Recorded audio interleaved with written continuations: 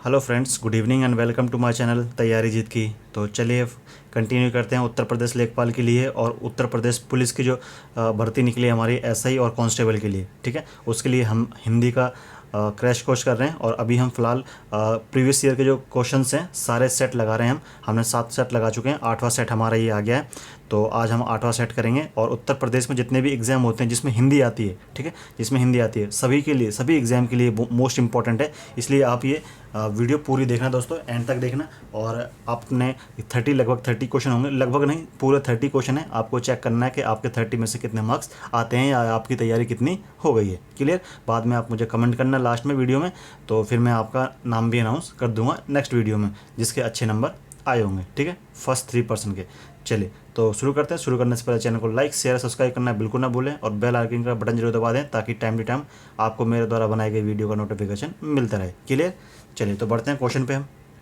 देखिए क्वेश्चन क्या कह रहा है। क्वेश्चन हमारा कह रहा है कि 80 की आमद और 84 का खर्च, इस लोकोक्ति या इस मुहावरे का अर्थ आपको बताना है क्या है। यदि दोस्तों आपने एक मूवी देखी हो आमदनी अठन्नी खर्चा रुपया, जिसमें जॉनी लेवर हीरो होता है और 2 अन्य और हीरो होते हैं, वो मुझे नाम पता नहीं है, लेकिन उनकी फेमस अच्छी मूवी है और फैमिली लाइक मूवी है और काफ़ी लोकप्रिय मूवी है। तो उसका मतलब भी यही होता है कि आमदनी तो यानी कि हम कमाते तो अठन्नी है, अठन्नी इन द सेंस 50 पैसा, ठीक है, कमाते अठन्नी है और खर्चा कितना कर रहे हैं, रुपया। तो इसमें भी यही कह रहा है कि 80 की आमद और 84 का खर्च, यानी कि 80 रुपये कमा रहे हैं और 84 रुपये खर्च कर रहे हैं। तो इसका मतलब क्या है, आमदनी कम है और खर्चा ज़्यादा है। तो इसका राइट आंसर ऑप्शन सी, आमदनी से ज़्यादा खर्चा।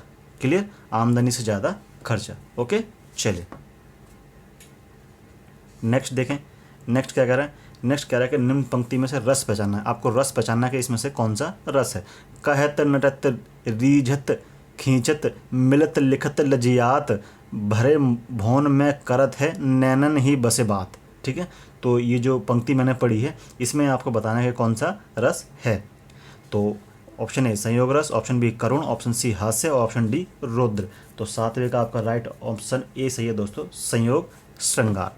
संयोग श्रृंगार जो रस है आपका, ये है आपका ऑप्शन ए। क्लियर? चलिए आगे देखें। आगे कह रहा है कि कलुष का विलोम शब्द, कलुष का विलोम शब्द क्या होगा। इसका राइट आंसर हो जाएगा दोस्तों ऑप्शन सी निष्कलुष। ठीक है, कलुष का विलोम शब्द हो जाएगा आपका निष्कलुष। क्लियर? चलिए नेक्स्ट हमारा कह रहा है त्रिलोचन में समास। त्रिलोचन में आपको समास बताना है कि बहुब्रीहि समास है, तत्पुरुष समास है, कर्मधारय समास है या फिर अव्ययी भाव समास है। तो 9 का आपका राइट आंसर दोस्तों क्या हो जाएगा। इसका मतलब त्रिलोचन किसको कहते हैं, जिसके 3 नेत्र होते हैं। और 3 नेत्र किसके होते हैं, 3 नेत्र अगर जिसके होते हैं तो वो किसको प्रदर्शित करता है, भगवान शिव जी को। ठीक है, यदि एक शब्द किसी अन्य शब्द का अगर व्याख्या करता है, किसी अन्य अर्थ का, उसका अर्थ ही अलग बताता है, तो उसका मतलब होता है कि ये बहुब्रीहि समास कहलाता है। बहुब्रीहि ऑप्शन ए। ठीक है, जैसे त्रिनेत्र हो गया, लंबोदर हो गया, लंबोदर हम गणेश जी को कहते हैं, और चतुर्भुज यानी कि विष्णु जी को कहते हैं, चक्रधारी विष्णु जी को कहते हैं। तो इस तरह से जो अर्थ अलग बता दे, किसी और की व्याख्या कर दे, उसको हम बताते हैं बहुब्रीहि समास। क्लियर? ऑप्शन ए आपका सही है। आगे बढ़ते हैं। आगे कह रहा है कि शुद्ध वर्तनी वाले शब्द का चयन करना है। ठीक है, जो शुद्ध वर्तनी वाला शब्द है वो आपको बताना है कि इसमें से राइट कौन सा है, यानी कि 3 गलत हैं और 1 आपका सही है। तो इसका राइट आंसर दोस्तों अंताक्षरी, ऑप्शन ए सही है दोस्तों इसका, अंताक्षरी। ठीक है, राइट आंसर है आपका ऑप्शन ए। आगे देखें नेक्स्ट। अब देखिए नेक्स्ट क्या कह रहा है। निम्न वाक्यों में से रिक्त स्थान को सही मुहावरे से भरना है। मुहावरा आपका क्या कहता है वो आपको बताना है। मंत्री बनने के बाद मोहन का दिमाग आसमान से उतर गया, आसमान पर चढ़ गया, आसमान से गिर गया या फिर आकाश में सवार हो गया। तो इसका राइट आंसर क्या जाएगा दोस्तों। इसका राइट आंसर जाएगा आसमान पर चढ़ गया। यानी कि किसी को जब पद मिल जाता है तो वो उसका सर जो है, उसका दिमाग या सर या उसके भाव बढ़ जाते हैं, चढ़ जाते हैं। तो ऑप्शन बी आपका सही है। क्लियर? Option B.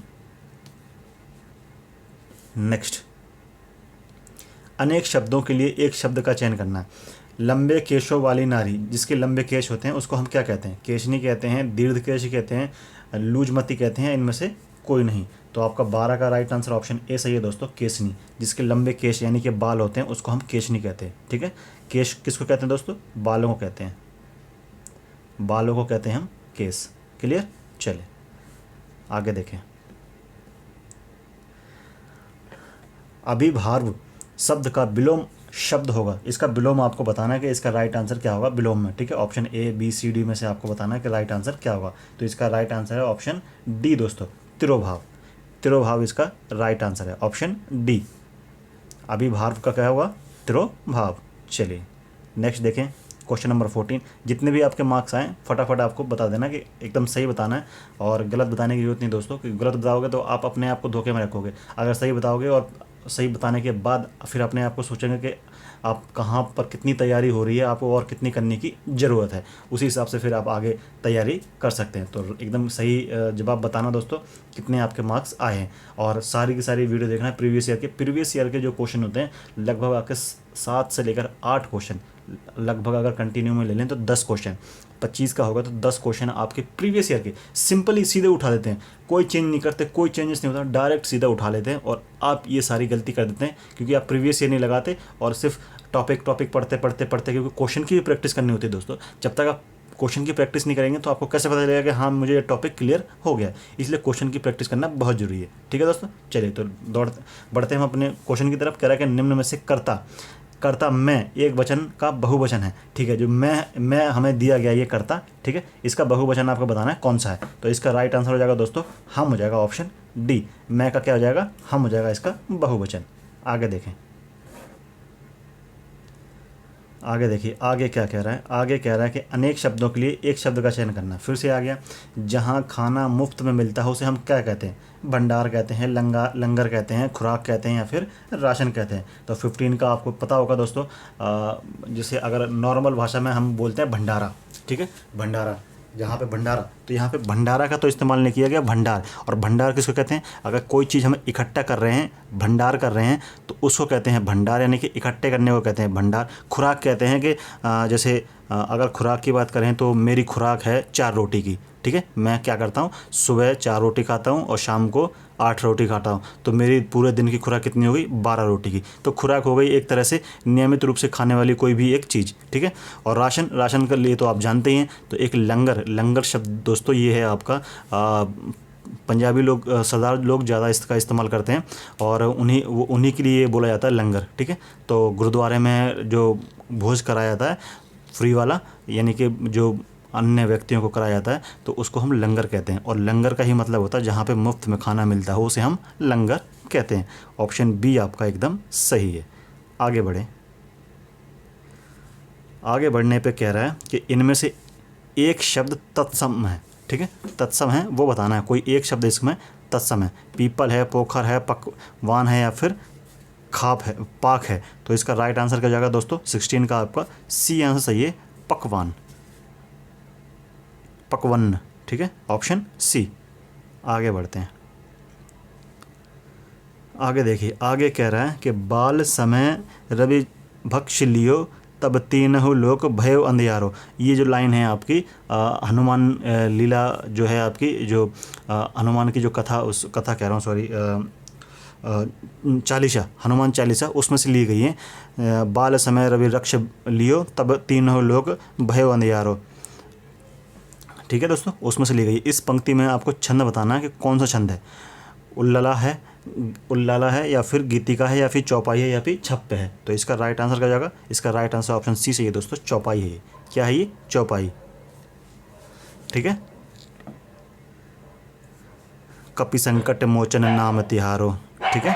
बाल समय रवि रक्ष लियो तब तीनहु लोक भयो अंधियारो, कपि संकट मोचन नाम तिहारो। चलिए आगे बढ़ते हैं। आगे कह रहा है हमारा निम्नलिखित में से कौन सा उपसर्ग रहित शब्द है? उपसर्ग, जिसमें उपसर्ग जुड़ा हुआ है, वो ऐसा कौन सा शब्द है दोस्तों?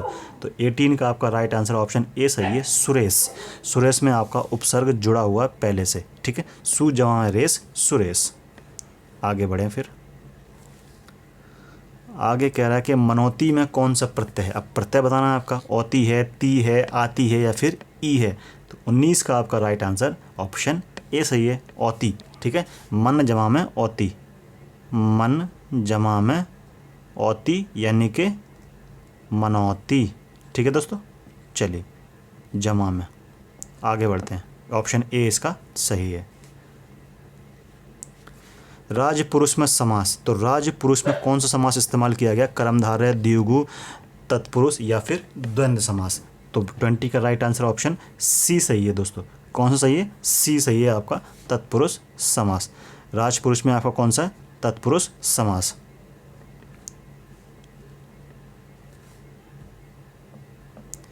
निम्न जो नीचे लिखे गए हैं कौन सा भिन्नार्थक नहीं है? ठीक है, जैसे गाय, बछेरू, नहीं बोला दोस्तों, यहाँ ध्यान रखना है आपको कि नहीं बोला है।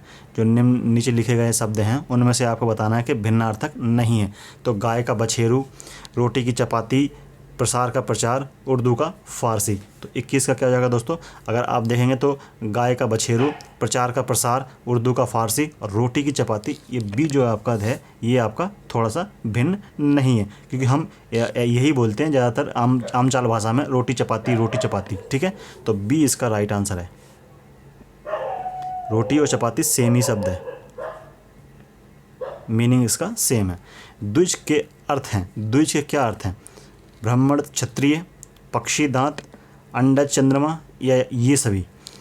तो देखिए द्विज का अर्थ क्या है दोस्तों, ये क्या कह रहा है, इनमें से किस ऑप्शन की तरफ ये इंगित कर रहा है?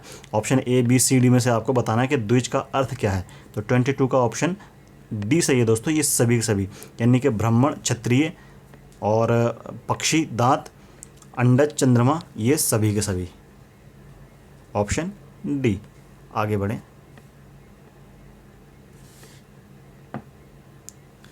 पक्ष शब्द क्या है? पक्ष शब्द क्या है आपको बताना है कि तद्भव है, तत्सम है, देशज है या फिर संकर है। तो 23 का ऑप्शन बी सही है दोस्तों, तत्सम है। ये कौन सा शब्द है दोस्तों? ये तत्सम है। चलिए आगे देखें। रिक्त स्थान दिया है, कर्ता, लिंग, वचन, कारक आदि के अनुसार बदलते हैं। क्या बदलते हैं? मुहावरे बदलते हैं, परिभाषित बदलते हैं, मुहावरा और लोकोक्तियाँ बदलती हैं या फिर तकनीकी शब्द बदलते हैं। इसमें से बताना है आपको कौन से बदलते हैं। तो जाहिर सी बात है क्या बदलते हैं दोस्तों? मुहावरे बदलते हैं। कर्ता, लिंग, वचन, कारक के अनुसार हमारे मुहावरे बदलते हैं। ऑप्शन बी इसका राइट आंसर है। नेक्स्ट देखते हैं 25। कह रहा है कि जिन वाक्यों से क्रिया, किसी क्रिया के करने या होने की सूचना मिलती है वो कौन से कहलाते हैं? विधानवाचक, संदेहवाचक, संकेतवाचक या फिर इच्छावाचक। तो 25 का आपका राइट आंसर ऑप्शन ए सही है दोस्तों, विधानवाचक। जो विधानवाचक होते हैं, ठीक है, जो विधानवाचक होते हैं क्रिया, वो क्या होता है? जिन वाक्यों से किसी क्रिया करने या होने की सूचना मिले उसको हम विधानवाचक कहते हैं। ऑप्शन ए इसका राइट आंसर है। क्लियर? चलिए 26 देखें, क्वेश्चन नंबर 26। शुद्ध वाक्य का चयन करना है। शुद्ध इनमें से कौन सा वाक्य है? मोहन से सहायता मुझे दी, मोहन ने सहायता मुझे दी, हो जाती है प्रेम और मोहब्बत, भैंस का दूध ताकतवर होता है, भाषण प्रधानमंत्री देता है। प्रधानमंत्री भाषण देता है, ये गलत हो गया दोस्तों, क्योंकि भाषण प्रधानमंत्री नहीं देता, प्रधानमंत्री भाषण देता है। मोहन ने सहायता मुझे दी, तो मोहन ने मुझे सहायता दी, मुझे पहले आएगा, सहायता बाद में आएगा, इसलिए ये भी नहीं होगा। हो जाती है प्रेम और मोहब्बत, मोहब्बत और प्रेम एक साथ हो जाती है, ये गलत है दोस्तों। भैंस का दूध ताकतवर होता है, ये एकदम राइट है। ऑप्शन सी इसका राइट आंसर है, ऑप्शन सी इसका राइट आंसर है। तो ऐसे एलिमिनेट करके, अगर आपको कहीं समझ में ना आए तो ऐसे एलिमिनेट कर दिया करें। तो 2-3 अगर आपने ऑप्शन एलिमिनेट कर दिए तो तीसरा चौथा जो भी होगा आपका, एक बार आप करेक्ट की तरफ एक कदम आपका बढ़ जाएगा, ठीक है। आपका रॉन्ग होने के चांसेस 50% कम हो चुके होंगे। क्लियर? तो ये एलिमिनेशन रूल बहुत अच्छा माना जाता है। चलिए तो 26वां हमारा हो गया, आगे बढ़ते हैं 27।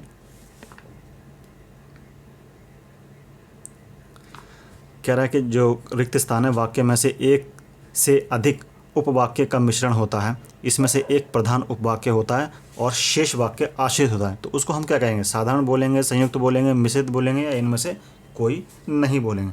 तो 27 का आपको बताया, यदि एक वाक्य जो है आपका क्या हो? प्रधान हो, और दूसरा वाक्य दूसरे के पहले वाक्य के ऊपर आश्रित हो, ठीक है, डिपेंडेंट हो, तो उसको हम क्या बोलते हैं? सी बोलते हैं, मिश्रित। क्या बोलते हैं उसको? मिश्रित वाक्य कहते हैं। क्लियर? चलिए आगे देखें।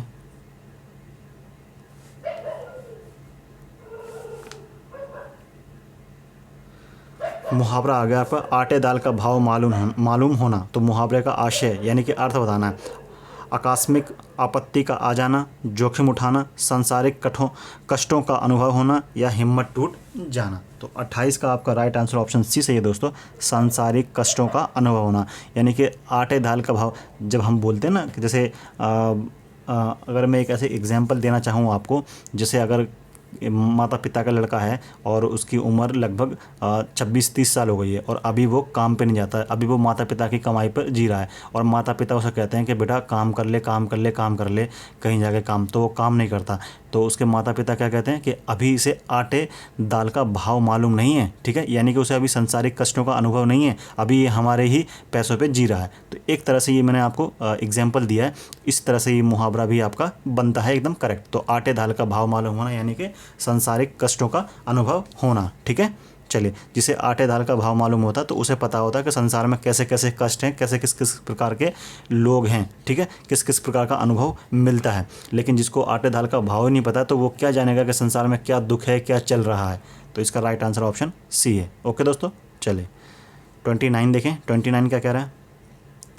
29 कह रहा है कि निम्नलिखित 6 वाक्य हैं, ठीक है, एक ऊपर है, प्रथम और अंतिम ये निश्चित हैं। ऊपर जो पहला है वो एकदम लाइन में लगा रहेगा, छठा जो है वो भी लाइन में लगा, शेष को आपको लगाना है। जो बाकी बचे हुए 4 उसको आपको अदल बदल करके एक बढ़िया सा मीनिंग लायक एक सेंटेंस बनाना है। वो कैसा कौन सा बनेगा वो आपको बताना है, ठीक है। तो देखिए क्या बनेगा, प्राचीन परंपरा के अनुसार सारी रात होता है। अब क्या होता है ये ध्यान देना, सारी रात होता है जिसमें शहर के लोग मणिपुर नृत्य में रास एकत्र होकर रास का आनंद लेते हैं।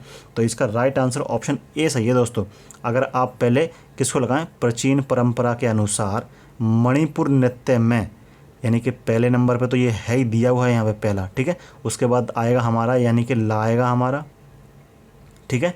उसके बाद क्या आएगा, उसके बाद आएगा सारी रात, यानी कि मणिपुर नृत्य में रास क्या होता है, पूरी रात होता है, यानी कि इसके बाद आएगा हमारा या, ठीक है।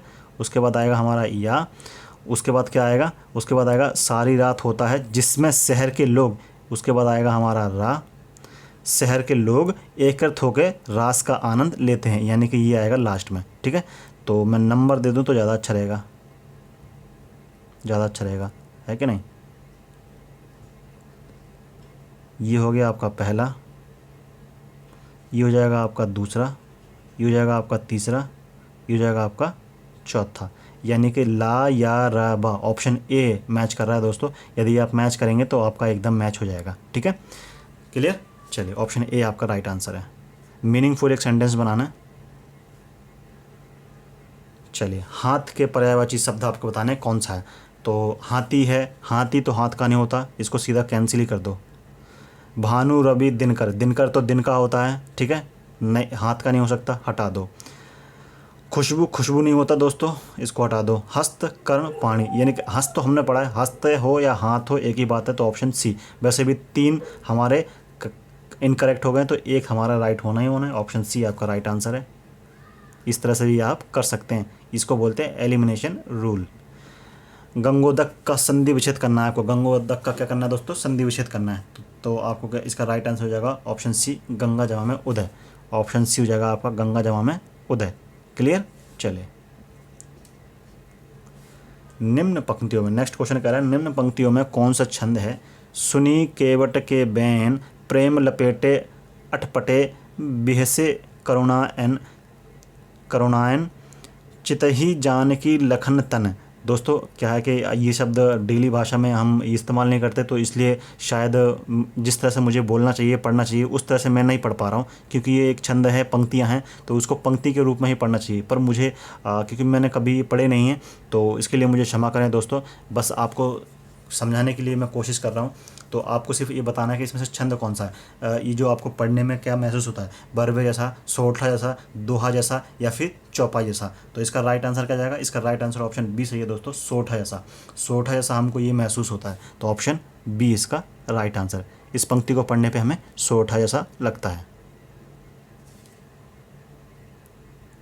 नेक्स्ट कह रहा है कि केशव दास ने अपनी किस कृति में रस का विवेचन किया है, ठीक है।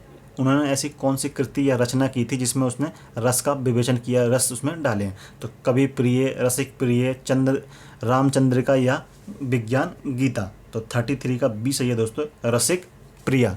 रसिक प्रिया में उन्होंने रस का विवेचन किया है, ठीक है। चलिए 34,